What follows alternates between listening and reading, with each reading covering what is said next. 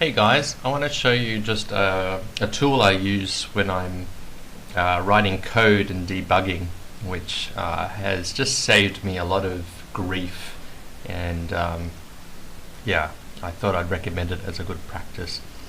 So I've been working on issue number 30, which is registration of coaches, content creators, and so on to the website. And it's been a really tricky issue because it's just got lots of different facets, and I've had to redesign some of the really central infrastructure.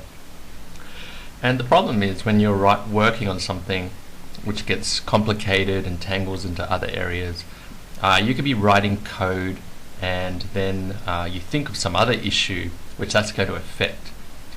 Now you have a decision. Do you jump over to the other issue which needs to be affected and you forget where you're up to, you lose focus, or do you stay on the task at hand and you risk forgetting the implication, a bug which is going to be created. So I've tried using a notepad and so on, just tracking down, make sure I do this, make sure I do that, but I haven't had a lot of success with that without getting really complicated. But there's a tool called MindMaps. I don't know if you've heard of them before, and mind maps are a really useful way of tracking really complicated things in a tree structure.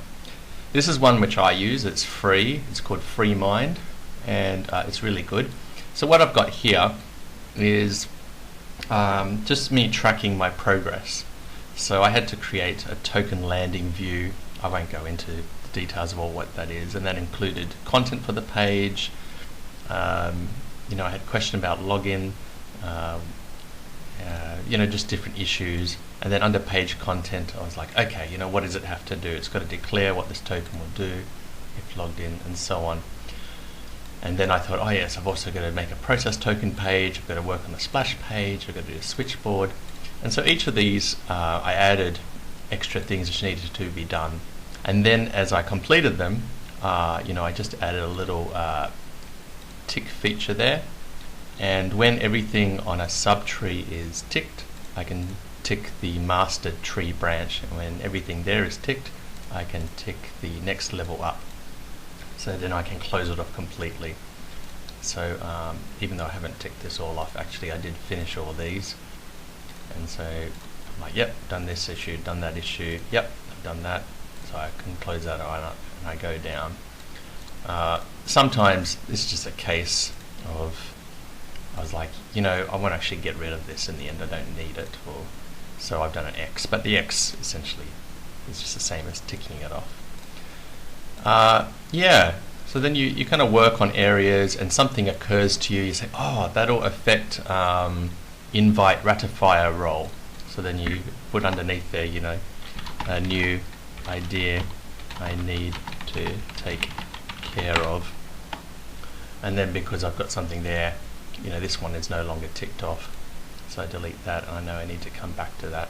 I often bold what I'm currently up to, and then once I've completed it, I unbold it.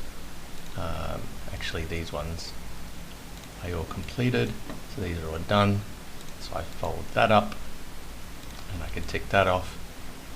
And so I worked on debugging the workflow, that all got done, so I can tick that off. And what I'm currently up to is just debugging. So I'm like, okay, what do I need to test? So test sending an invite, which is sending a token to an email address.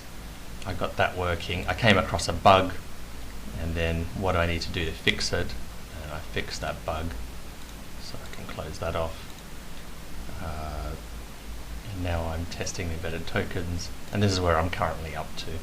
So anyway, very simple thing, but I find it really good, because then if you think, oh, something which refers to landing views, you've got somewhere to write that, you can untick it, and then once you finish this task here, you can look back and say, what do I still need to do? Oh, this one's not ticked off, so I do that, and then I come back to here, okay, so I can tick that off, now I've got to work on this, and then once I finally tick that off, okay, I need to do this. Yeah, so that's all from me today. Hope that might be useful to you guys.